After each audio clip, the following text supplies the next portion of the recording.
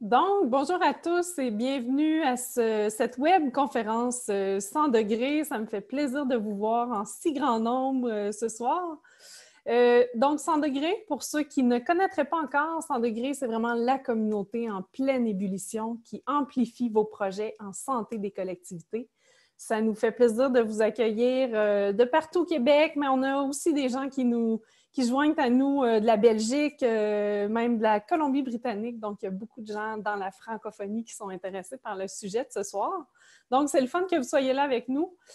Une belle conférence dans un contexte particulier, enseignée à l'extérieur à l'ère du déconfinement. On parle trucs et astuces avec Julie Moffett, que je vous présente dans quelques secondes. Juste avant, juste vous mentionner le contenu aujourd'hui qui est divisé en 3 grands blocs. D'abord, rapidement, on va voir quelques approches d'enseignement à l'extérieur. Julie, ensuite, a des solutions à nous apporter en lien avec le contexte actuel, donc le retour en classe, faciliter les déplacements pour aller à l'extérieur, gérer sa classe. On va voir que les conseils de Julie sont vraiment intéressants à ce niveau-là. Et finalement, on va se partager des idées d'activités, des activités simples à réaliser à l'extérieur, encore une fois, pour faciliter le retour à l'enseignement dans le contexte de déconfinement progressif. Et c'est particulièrement sur ce point-là qu'on souhaite échanger avec vous. Donc, tout au long de la conférence ce soir, je souhaite vraiment entrer en interaction avec vous et il y a 2 façons de le faire. Donc, évidemment, vous aurez constaté que vous n'avez pas accès à votre vidéo ni à votre micro et c'est normal. On est plus de près de 300 participants en ligne aujourd'hui. Donc, pour se faciliter la vie, je vous invite à interagir avec nous de 2 façons. Ils sont encerclés en bas de votre écran. Donc, le bon vieux clavardage, donc l'outil Converser à gauche, au centre. Et en tout temps, vous pouvez nous partager votre vécu, nous partager des idées d'activités que vous faites déjà dans votre milieu ou que vous projetez faire. Et donc, c'est vraiment là, ad lib de ce côté-là. Questions et réponses, un autre outil intéressant. Donc, je vous invite à naviguer entre les 2 puis choisir là, celui que vous préférez. Je vous invite à également choisir vos paramètres d'affichage. Donc, tout en haut à droite de votre écran, vous avez la chance soit de voir Julie, l'intervenante principale qui parle en plein écran, ou de nous voir là, les 2 de façon égale dans l'écran. Donc, je n'ai pas pris le temps de me présenter. Marianne Lacharité Lemieux, je suis au projet 100 degrés depuis maintenant 3 ans et demi. Et c'est un bonheur pour nous à 100 degrés d'accueillir Julie Moffett pour ce beau sujet de la pédagogie à l'extérieur. Julie, qui est coordonnatrice du projet Enseigner dehors à la Fondation Monique Fitzbach. La Fondation se spécialise en éducation à l'environnement depuis 2006, hein, Julie? Mm-hmm. Donc, c'est un bonheur de vous la présenter aujourd'hui. Vous allez voir, là, elle recèle de conseils pratiques et elle est en lien avec une vaste communauté de pédagogues en plein air partout au Québec et même en dehors du Québec. Donc, Julie, bienvenue. Je te laisse la parole pour les prochaines secondes. Puis, j'ai déjà un premier sondage pour vous par la suite. Merci, Marianne. Ben, ça me fait tant plaisir d'être là avec tout le monde. J'ai vu qu'il y avait des gens aussi de l'extérieur du Québec. Alors, bienvenue à toutes et à tous. Donc, j'ai très hâte d'échanger avec vous. J'ai des trucs, des astuces à vous partager et j'ai très hâte aussi de vous entendre un peu là, sur qu'est-ce que vous avez mis en place dans vos milieux, qu'est-ce que vous aimeriez faire. Alors, on est là pour échanger, pour discuter. Alors, bien hâte de vous entendre. Tout à fait, c'est bien dit. Et pour se coller à votre réalité, donc pour avoir un aperçu là, des gens qui sont avec nous ce soir, j'ai déjà un premier sondage à vous lancer. Donc, c'est très simple. Vous répondez directement dans l'écran et les sondages sont tous faits de façon anonyme. Donc, il est impossible pour nous de relier votre identifiant à la réponse que vous nous donnez. On ne vous juge pas du tout, là. Exactement. Donc, tout est confidentiel et je vous partage les résultats dans quelques secondes. Vous pouvez, en fait, choisir plus d'une réponse, mais dans ce cas-ci, ça s'applique plus ou moins. Donc, on veut connaître un peu le niveau d'expérience des gens qui sont avec nous ce soir.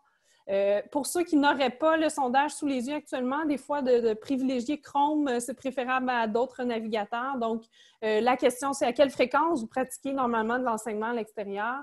Est-ce que vous ne l'avez jamais tenté? Ça se peut. Et vous êtes curieux d'en apprendre davantage aujourd'hui. Est-ce que c'est quelques fois par année? environ une fois par mois ou environ une fois par semaine. Donc, ceux qui n'auraient pas accès au sondage, indiquez-nous dans le clavardage un aperçu de votre réponse. Je mets fin aux réponses puisqu'on a quand même pas mal accumulé de réponses, puis je vais vous partager les résultats. Vous allez voir que la plupart de ceux qui nous écoutent, vous êtes là, donc un assez bon nombre à pratiquer l'enseignement à l'extérieur quelques fois par année. Donc, c'est intéressant. Et certains d'entre vous, bon, n'avaient jamais tenté l'expérience. C'est tout aussi intéressant parce qu'on a des idées d'activités là, simples et très intéressantes par lesquelles débuter. Et sinon, ben, c'est assez partagé, là, environ une fois par mois, environ une fois par semaine. Donc, j'arrête. On a même, Marianne, des personnes dans le chat qui ont commenté, en fait, tous les jours. On ne l'avait même pas mis en option tous les jours, mais c'est extraordinaire qu'il y en ait qui le fassent tous les jours. Bravo! Wow, on a des très expérimentés avec nous, donc je vous invite des experts. Exactement, je vous invite à partager là, vos idées d'activités, vos trucs, vos astuces. Tout le monde va pouvoir les lire dans le clavardage et ça va profiter à tout le monde. J'ai déjà un deuxième sondage pour, en fait, dans ce contexte particulier de retour en classe, probablement que vous vivez certains défis en lien avec l'enseignement et on est curieux de les connaître, ces défis-là, pour pouvoir mieux y répondre par les outils dont on va parler aujourd'hui. Donc, je suis intéressée, moi et Julie, en fait, on aimerait connaître le type de défi d'enseignement que vous vivez actuellement dans le contexte. Donc, vraiment, vous, en tant qu'enseignant, depuis le retour en classe, ou bon, peut-être que certains d'entre vous n'êtes pas retournés en classe, donc peut-être que ça s'en vient en septembre, puis vous entrevoyez déjà certains défis que pose le contexte particulier de COVID-19 et de déconfinement progressif. Quels seraient vos défis à ce moment-là? Pour ceux qui n'auraient pas accès au choix de réponse, encore une fois, est-ce que c'est plus la gestion de classe qui vous préoccupe? Est-ce que ce serait plus l'intégration d'une nouvelle routine? Hein? On sait que le contexte a changé, les repères ont changé. Garder les élèves stimulés dans leur apprentissage? Est-ce que c'est plutôt le contexte émotionnel qui est préoccupant pour vous? Les occasions de bouger qui deviennent plus limitées?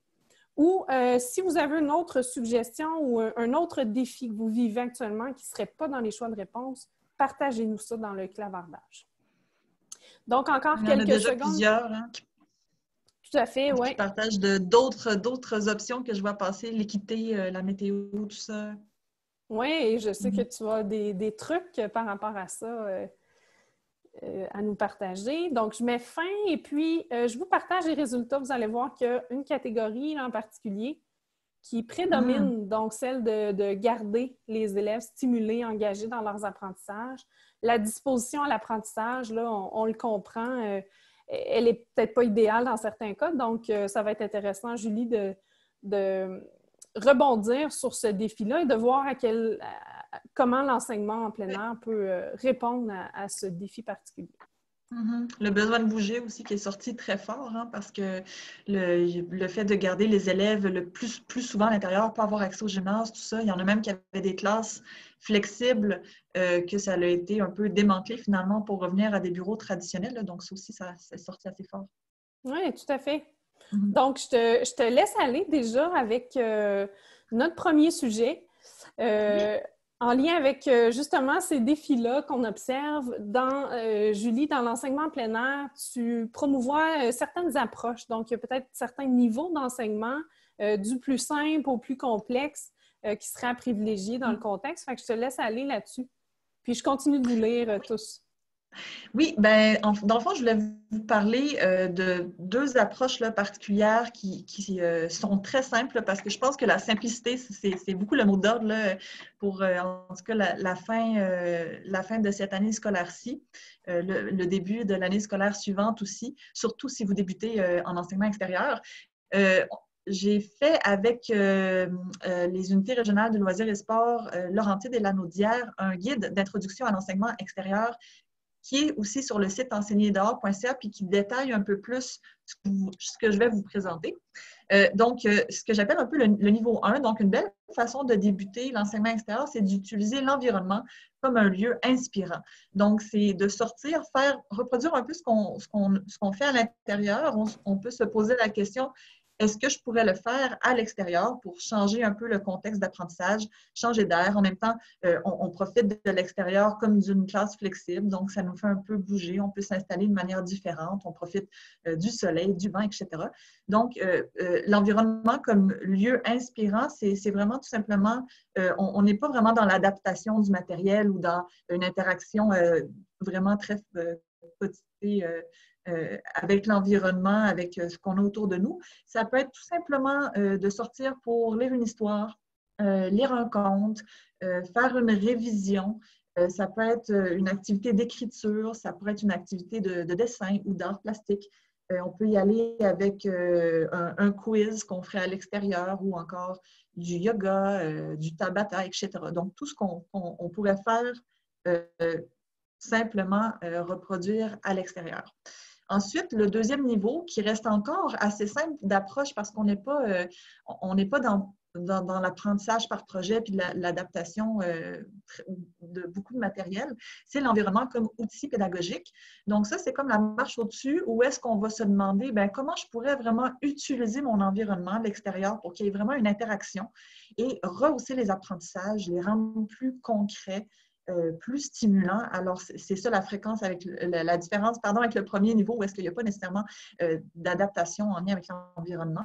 Donc, je peux vous donner quelques exemples. Par exemple, au lieu de juste faire un dessin à l'extérieur assis, là, on pourrait se dire, on va utiliser le paysage ou la rue pour apprendre la perception, la profondeur, travailler ça en art plastique.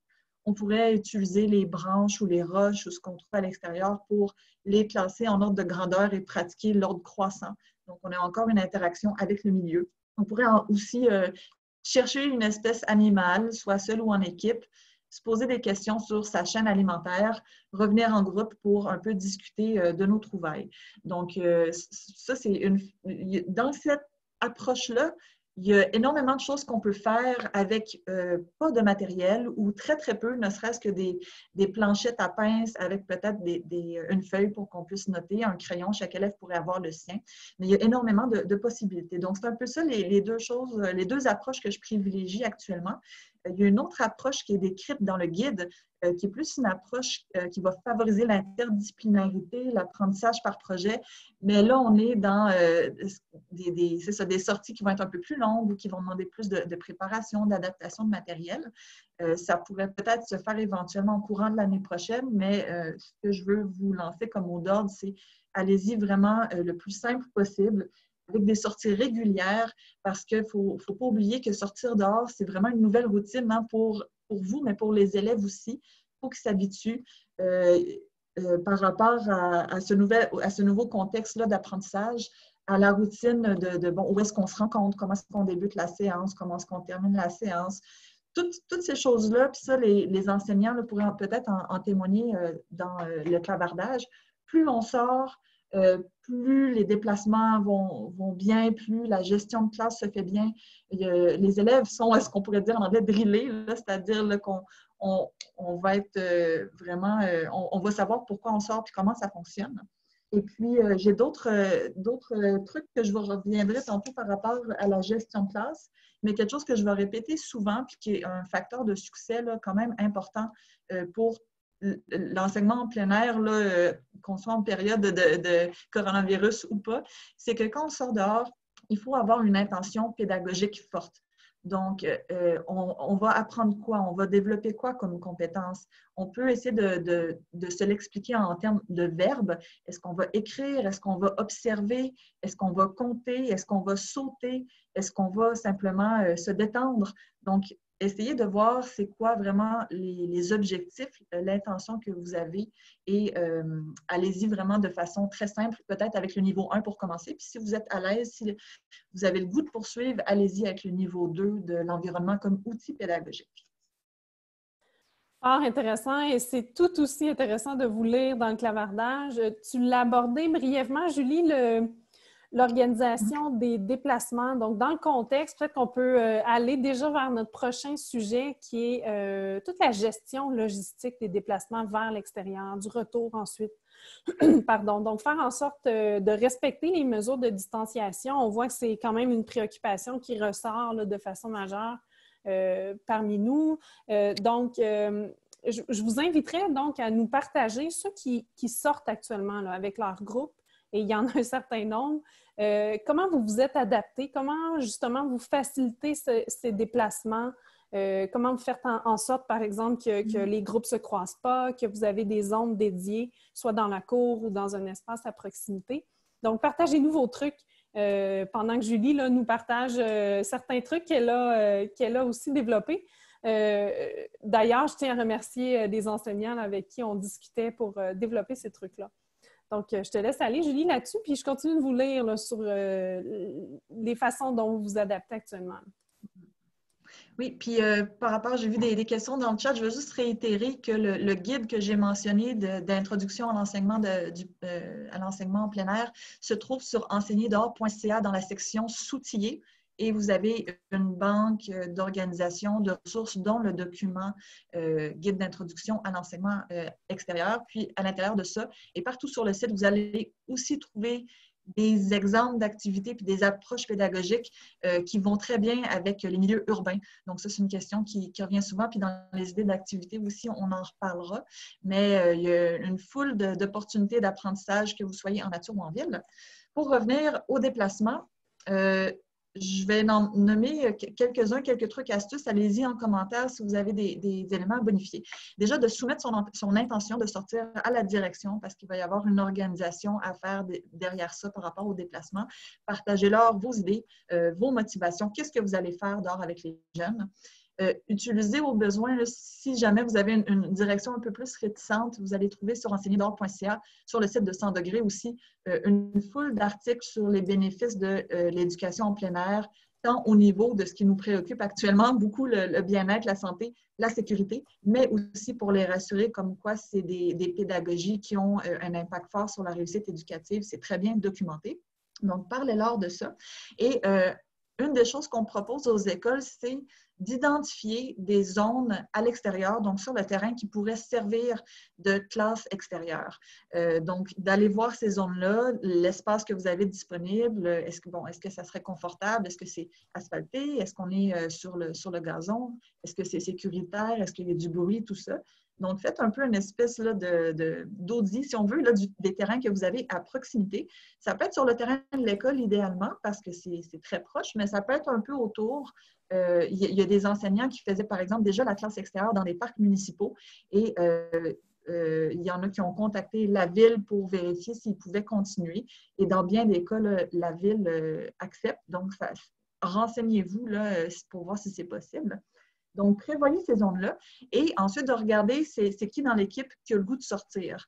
Et si vous êtes la seule, bon, mais vous aurez peut-être le choix de ces places-là. Si vous êtes plusieurs et que les zones sont limitées, eh bien là, à ce moment-là, il faudrait peut-être prévoir un horaire. Aussi, vu que les récréations sont en rotation, des fois, il y a des espaces qui sont utilisés à certains moments et à d'autres moments, ils ne le sont pas. Donc, c'est de faire un horaire. Et pour aider à faire cet horaire-là, regardez la fréquence à laquelle vous voulez sortir. Est-ce que c'est tous les jours? Est-ce que c'est toutes les semaines? Ça va-tu être une fois par cycle? Et comme ça, vous pouvez réserver ces zones-là. Le fait d'avoir des zones aussi, ça va vraiment vous permettre, puis un horaire, ça va permettre de savoir qui est où à quel moment et par où la classe va passer afin de planifier les déplacements. Donc, on sait que la classe de Mme Stéphanie, à telle heure, elle va prendre le corridor pour sortir par la porte 3 pour se rendre à telle zone.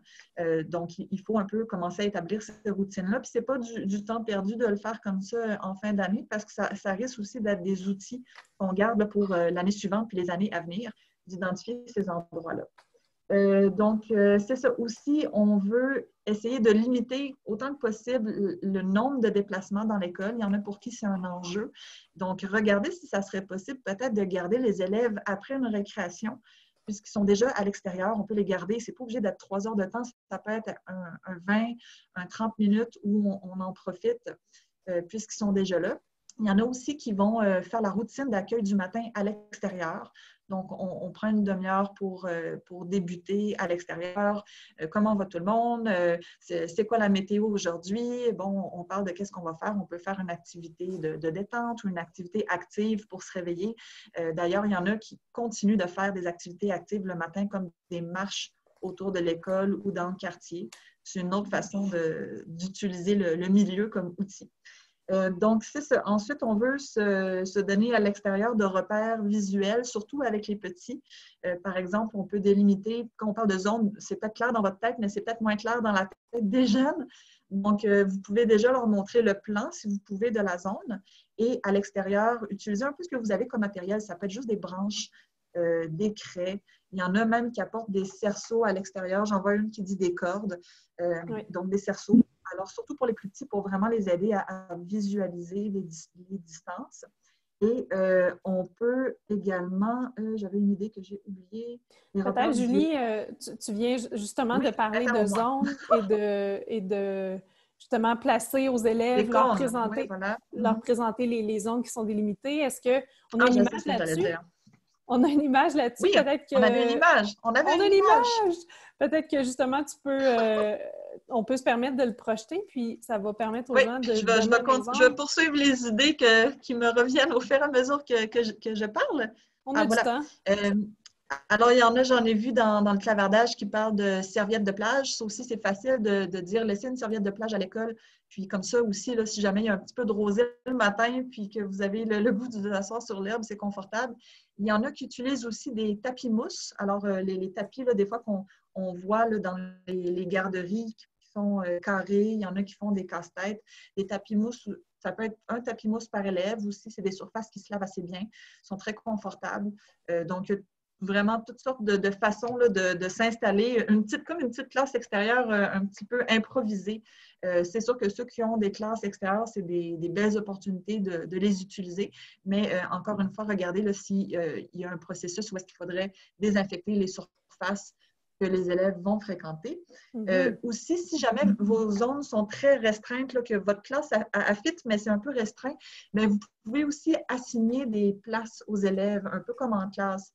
Alors, vous montrez le plan aux élèves avant de sortir et puis Paul va savoir qui est assis à côté de Marie-Noël et donc on peut même reprendre la même disposition qu'en classe. Comme ça, on s'assure qu'il n'y ait pas nécessairement de chaos ou un peu d'hésitation quand les élèves vont s'installer dehors. Si vous avez beaucoup de place, bien, les élèves vont simplement, comme on a vu sur la photo, prendre leur espace puis s'installer là, à leur aise dehors.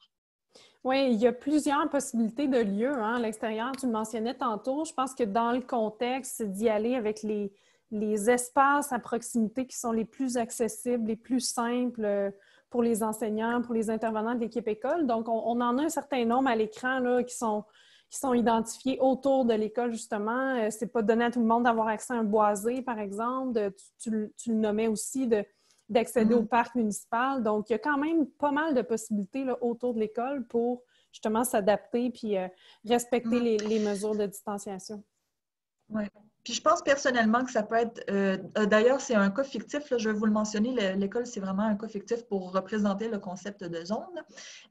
Ça peut être aussi une occasion, tu sais, il y a des écoles qui n'ont pas beaucoup d'accès à des espaces verts à l'extérieur. Il y a vraiment un enjeu d'inégalité des parcs, des accès verts, particulièrement en ville. Mais ça peut être en tout cas une bonne occasion de sensibiliser la direction, votre commission scolaire, les élus à cet enjeu-là.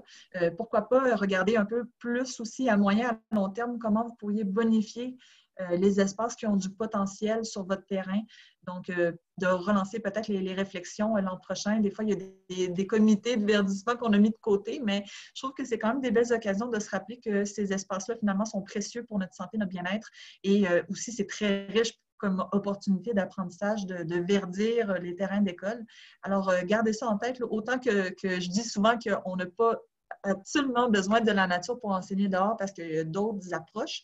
Autant, je pense que ce n'est pas une excuse pour ne pas verdir nos milieux. Alors, n'hésitez pas aussi à parler de ça. Tout à fait. Avant de passer à notre prochain sujet, on va se donner des idées d'activités à réaliser dans le contexte, mais juste avant, juste avant, j'aimerais t'entendre sur peut-être certains derniers trucs pour faciliter la distanciation sociale, puis en même temps, des trucs que tu partages là, en matière de gestion du groupe. Qu'est-ce qui serait facilitant pour... on sait que les élèves, ils se retrouvent, ils ont le goût de socialiser, ils ont le goût de jouer. Et donc, comment on peut être en mesure, au-delà de de ce que les gens nous partagent, de ce que tu nous as partagé tantôt pour dessiner des zones au sol, par exemple, utiliser des coussins. Bien, est-ce que tu en as d'autres, des trucs dans ce genre-là? Puis gênez-vous pas là aussi pour réagir dans le clavardage par rapport à ça. Oui, tout à fait. Peut-être deux derniers, là, mais je vous invite, c'est ça, à partager vos trucs que j'ai vus. Je pense que c'est Mélanie Ruel qui avait utilisé des bâtons de hockey au bout duquel elle collait des animaux. Donc, on promène le chien, le lapin, etc. Et en même temps, ça permet aux enfants, d'une manière un peu loufoque, mais très, très cute, là, de visualiser c'est quoi la distance du 2 mètres. Je pense que ça, c'est une des choses qui peut aider à renforcer la notion de distanciation, c'est peut-être de faire des jeux, de le plus possible les aider à visualiser cette question-là du 2 mètres. Moi, j'avais lancé une idée sur enseignerDehors.ca de faire la pétanque du 2 mètres. Donc, je ne sais pas si, dites-moi si dans l'Ouest canadien ou en Europe, vous connaissez ça, la pétanque. Je pense que oui, mais c'est très populaire, en tout cas, dans ma région. Et donc, on lance des cailloux, ou bon, peu importe, là, les cailloux, c'est parce qu'on les trouve partout.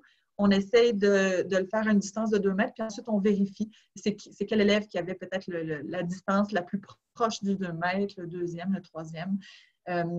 Aussi, J'ai même vu j'ai oublié ma deuxième idée. Pendant que tu regardes tes notes, Julie, j'ai même vu On a vu d'autres, hein? des profs qui À la utilisent distance d'un bébé beluga. Oh, oui, c'est beau comme image. aussi, ben oui, tout à fait, et qui utilisent des cordes même pour garder le Oui, 2 des cordes, mètres. c'est vrai.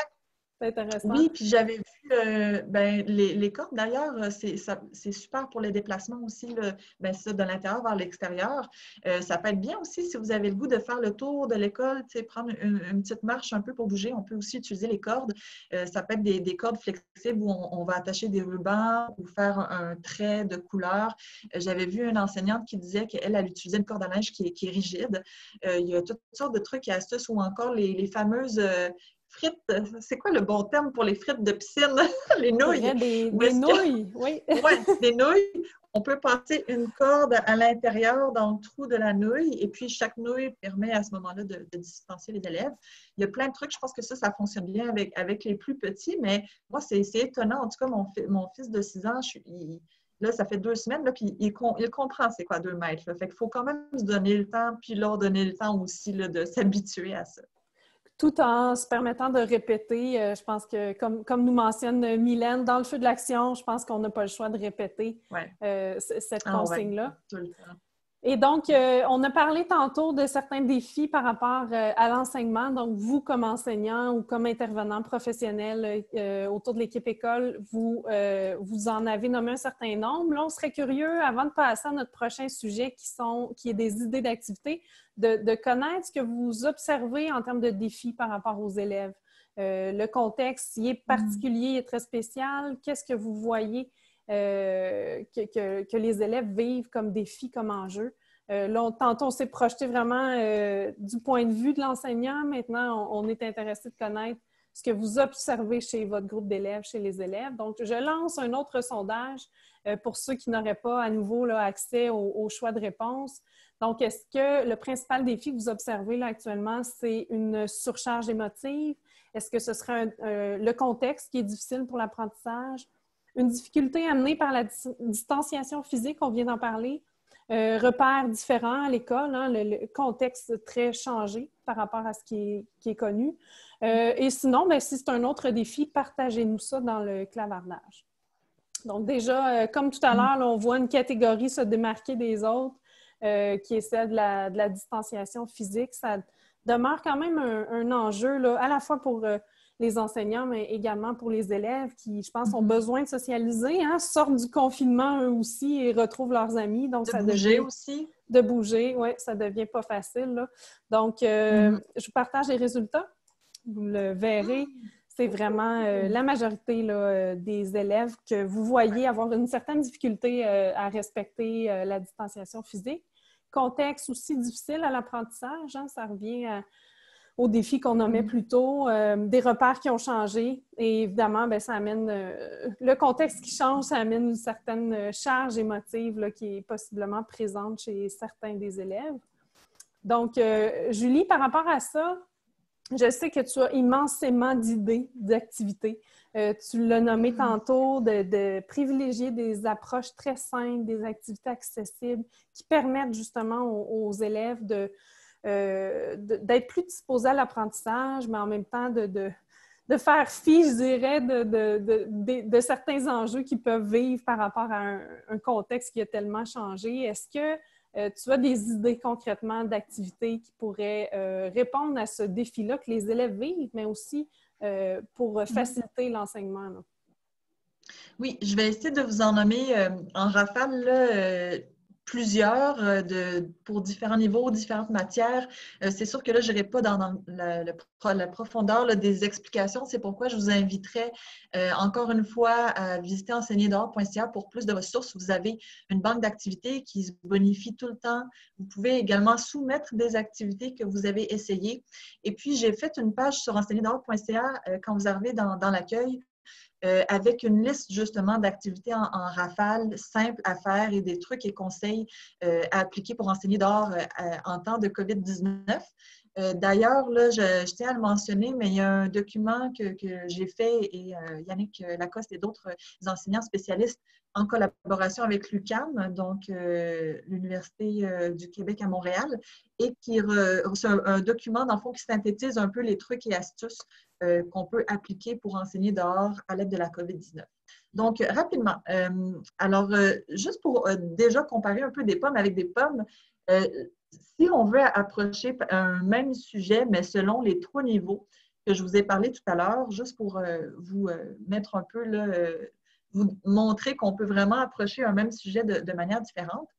Si je voudrais parler des abeilles, moi, parce que c'est le printemps, ça m'intéresse, c'est un des animaux qu'on peut observer facilement dans la cour d'école. Et en plus, c'était aujourd'hui, c'est le 21 septembre, je ne sais plus, c'était la journée internationale des abeilles. Alors, par exemple, si on voudrait aborder ce sujet-là avec le niveau 1, donc c'est-à-dire le lieu comme environnement inspirant, on fait simplement aller dehors sans nécessairement adapter de matériel, on pourrait faire une lecture sur les abeilles. On pourrait poser des questions à répondre sur les abeilles, que ce soit sous forme plus d'écriture ou avec des images. On pourrait ensemble parler des abeilles pour faire une co-construction des apprentissages ensemble dans le groupe. Qu'est-ce qu'on sait sur les abeilles? Si on y va avec le niveau 2, alors là, c'est l'environnement comme outil pédagogique.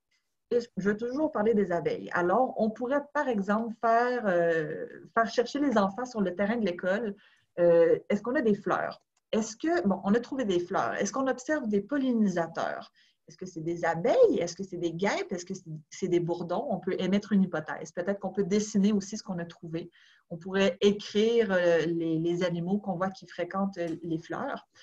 C'est quoi les comportements qu'on observe de ces animaux-là? Donc, on se pose des questions, on observe.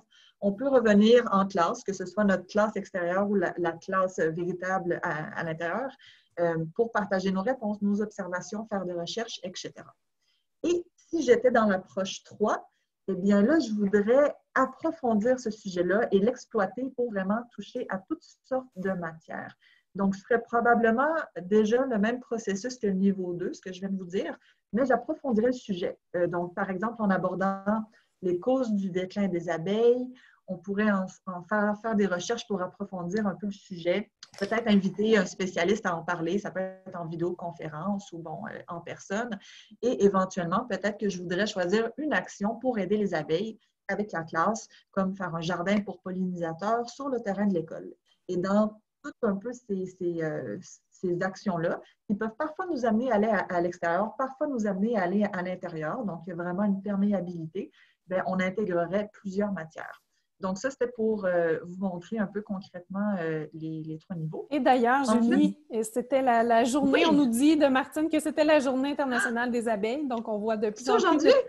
Je crois que c'était hier, selon Martine. Ouais. Je partage en ce moment à tout le monde une photo d'élèves qui sont assis donc à l'extérieur et qui réalisent peut-être une activité plus de type détente ou qui sont en train de lire dans un livre. Est-ce que... Révision, oui. Oui, tout à fait. Donc, ça peut permettre justement de respecter la distanciation sociale. Est-ce que tu as des idées, une autre idée d'activité dans ce genre-là qui vise plus la détente à un niveau plus calme? Oui, ben, à des nouveaux applicables, on est probablement plus dans l'approchage. Je veux quand même mentionner que cette photo-là, c'est ça, se trouve sur enseigner-dehors.ca dans la page sur enseigner dehors à l'ère du COVID. C'est une école à Québec, c'est la classe de Catherine Lapointe qui a la chance d'avoir, donc de l'école du Campanier, qui a la chance d'avoir un boisé. Et c'est une enseignante qui a eu la permission de continuer d'utiliser son boisé. Catherine fait autant des activités où est-ce qu'on va vraiment plus se poser pour réviser, consolider des apprentissages en reparlant, mais elle va aussi faire une approche aussi qui est très interactive, où est-ce qu'on intègre beaucoup le mouvement, donc l'activité physique, pour un peu stimuler les enfants.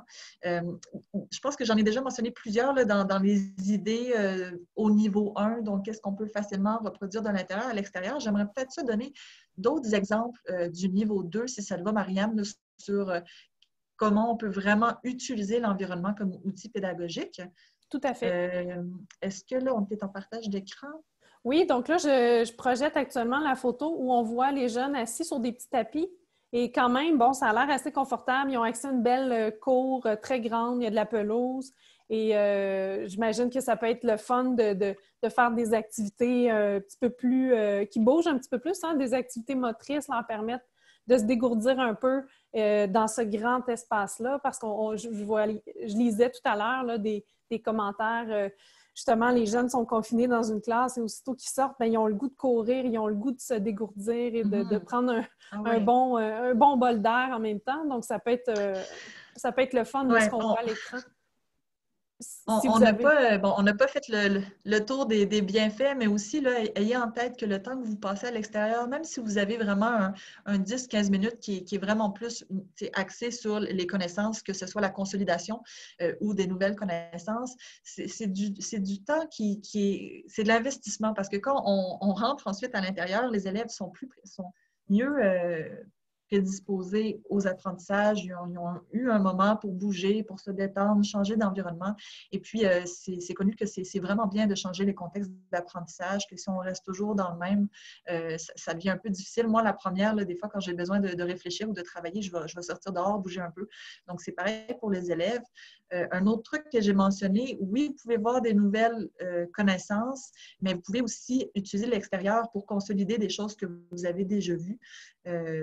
Donc, à ce moment-là, sont en terrain connu. On fait juste renforcer, mais d'une autre manière, des choses qu'on a déjà vues. Par exemple, si on veut renforcer puis ça, c'est un exemple d'une activité qui utilise vraiment l'extérieur pour son espace, le fait qu'on a beaucoup d'espace, on pourrait sortir avec des craies. Donc, moi, les craies, là, c'est un outil fantastique pour l'enseignement extérieur, surtout si vous êtes avec une cour asphaltée.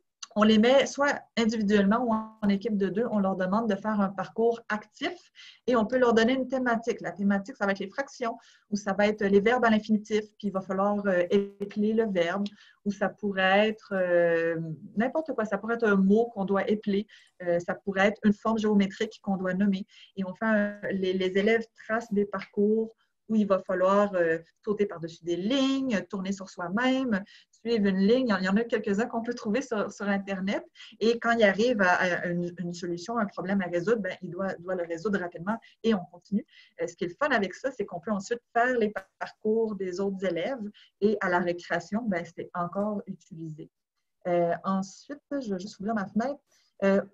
Donc, on pourrait faire du dessin d'observation, ça, je l'ai mentionné tout à l'heure. Aussi, là, c'est la période, c'est le printemps. C'est quand même une belle thématique à exploiter. Le printemps, la nature revit. Donc, n'hésitez pas à observer. Là, mettez-vous un peu des lunettes de biologiste à savoir qu'est-ce qui a changé sur le terrain de l'école ou aux alentours. Est-ce que les élèves l'ont observé? On pourrait aller voir les bourgeons des arbres, faire des prédictions sur c'est quelle espèce. Est-ce que vous le savez? Ça fait peut-être 2-3 ans qu'ils vont à l'école, mais qu'ils n'ont jamais su c'était quelle espèce d'arbre. On peut faire notre hypothèse en observant le bourgeon, en observant l'écorce et une fois que ça va être ouvert, de l'identifier correctement. Il y en a, j'ai plein d'idées que j'ai partagées sur enseigner-dehors.ca que des enseignants m'ont envoyées. Le land art est très populaire, c'est-à-dire c'est des œuvres éphémères qu'on utilise des éléments de la nature pour les faire. On peut pratiquer la géométrie avec ça, le calcul. On peut faire du calcul. Il y en a qui ont fait des calculs avec les adresses des maisons. Lorsqu'ils prenaient des marches, ils prenaient en note les adresses et on faisait des calculs avec ça. Marche géométrique. Je t'interromps, je me permets. Non, mais dans le sens, tout va bien. Je veux juste saluer les gens qui doivent nous quitter là, avant le 19h officiel. Donc, soyez sans crainte. Oui, Le webinaire est enregistré actuellement, donc on vous fournira le les idées lien. d'activités que vous partagez, si je ne me trompe pas, Marianne, vous allez les repartager, hein, juste pour rassurer tout le monde. Puis moi aussi, ça m'intéresse énormément. Tout à fait. Il y a Il y tellement en de a, bonnes il y en a idées. d'autres aussi, là. Il y a Oh, il y en tellement a de bonnes tellement, idées. mais Donc, ce que vous nous partagez dans le clavardage actuellement, on s'engage ça va vraiment vite. là, à le partager sous forme d'articles ou d'outils. La forme n'est pas tout à fait définie, mais oui, il y aura des traces qui vous seront partagées de toutes ces belles idées originales que vous nous partagez. Je lisais aussi Yannick qui est avec nous en ligne. Je le salue, là, il nous a aidés là, pour la conférence là, aujourd'hui. Il nous disait donc qu'il y en a qui sortent, hein, c'est pas obligé de sortir sur une longue période, donc ils enregistrent les bruits qui sont présents à l'extérieur ou dans la nature, puis on pratique ensuite le vocabulaire lorsqu'on est de retour en classe. Donc ça peut être un Pour beau les lien décrire, par aussi exemple. avec l'intérieur. Julie, en terminant, peut-être tu en as tellement nommé, c'est super intéressant. Une dernière idée d'activité qui serait un petit peu plus multidisciplinaire, disons, qui va toucher plusieurs compétences pour ceux qui sont peut-être plus expérimentés, qui se projettent déjà, peut-être pour l'an prochain, hein, envisager de sortir davantage sur une fréquence plus élevée. Donc, est-ce que tu aurais quelque chose d'intéressant à en partager? Oui, ben, en fait, largement, ce que je trouve intéressant, si on veut y aller dans le multidisciplinaire, moi, j'aime beaucoup l'approche de l'apprentissage par l'enquête. Donc, le Inquiry-Based Learning, qui est super bien documenté. Vous allez trouver beaucoup de choses sur Internet sur l'apprentissage par l'enquête. On sort à l'extérieur. L'enseignant peut déjà avoir une intention un peu de ce sur quoi on veut stimuler les élèves, mais le but, c'est de revenir à l'intérieur, ou pas, bon, avec une question à laquelle on veut répondre, une question qui nous stimule, qui nous intéresse. C'est qui habite dans le trou qui est dans l'arbre? Ou, les lignes jaunes, là, ici, là, qui sont dans la rue, puis qu'est-ce que ça veut dire? Parce que personne n'a l'air de s'arrêter pour laisser passer les piétons. Donc, on utilise l'extérieur pour stimuler l'observation, les questions. On en trouve une qui est intéressante. Il y a des enseignants qui ont creusé des sujets vraiment là, qui ne pensaient pas faire au début, comme Julie Normand avec les pics-bois. Donc, une fois qu'on a trouvé cet élément-là, on l'utilise pour faire l'interdisciplinarité parce que là, évidemment, on va devoir lire sur le sujet, on va devoir en discuter, probablement on va devoir écrire qu'est-ce qu'on a appris, c'est quoi le nouveau vocabulaire. Souvent, en sciences, il y a énormément de mathématiques aussi qu'on peut faire. Donc ça, c'est une approche que je vous suggérais. Puis je ne veux pas vous donner la réponse déjà à votre question. Allez-y, soit avec quelque chose déjà qui vous intéresse, sur lequel vous aimeriez travailler, et idéalement aussi quelque chose qui stimule les élèves. Oui, puis c'est une belle façon, ce que tu nommes, là, de se concentrer sur une enquête en particulier pour garder les jeunes engagés, faire un certain focus. Ça peut mener très loin. Des fois, ça mène vers des projets en conservation, des projets d'implication superbes. Donc, ça, je vous invite vraiment à vous initier à cette approche-là. Tout à fait. Écoutez, il nous reste 2 minutes. Julie, je te remercie pour tous les beaux conseils que tu nous as partagés. Également à vous tous qui êtes en ligne là, ce soir, c'est fort apprécié. Comme je vous dis, il y aura des traces de ce qu'on partage ensemble. Julie, je te laisse le mot de la fin avant de mettre fin à la diffusion officiellement. Je sais que tu veux nous laisser sur une note très inspirante. Les 2 prochaines minutes sont à toi. Ben, merci tout le monde d'avoir été là. Écoutez, ça a tellement passé vite. J'ai vraiment hâte de poursuivre ces échanges-là et ces réflexions-là avec vous. Il y a plein de spécialistes aussi qui étaient avec nous, je tiens à le souligner.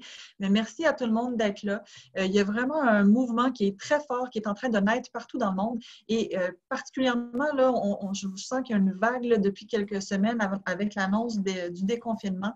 Et puis, l'idée que c'est bon et censé de ne pas déconfiner les enfants de la maison pour les reconfiner à l'école, ça nous aide actuellement, je trouve, puis ça remet aussi de l'avant les priorités qui prennent beaucoup de sens pour l'éducation en plein air, comme le bien-être, la santé, la sécurité, le plaisir, l'inclusion et aussi la réussite éducative.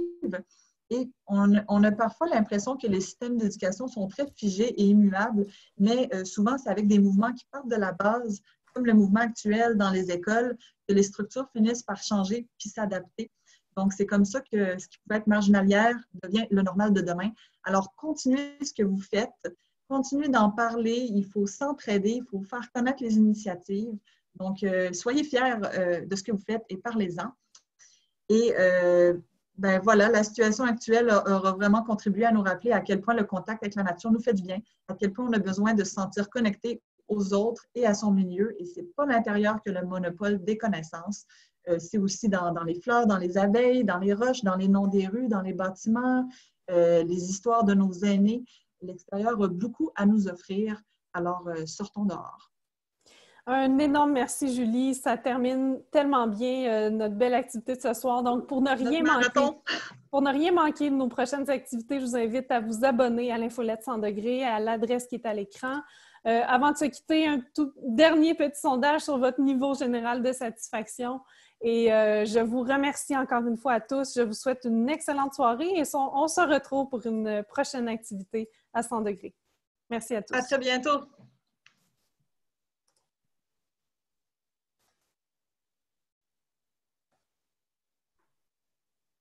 C'était trop court, oui, je suis d'accord.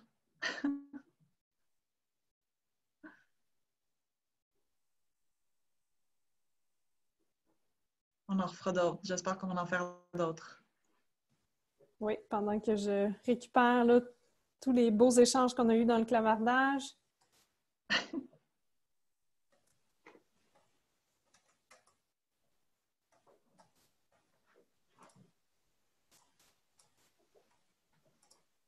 C'est-tu terminé, là?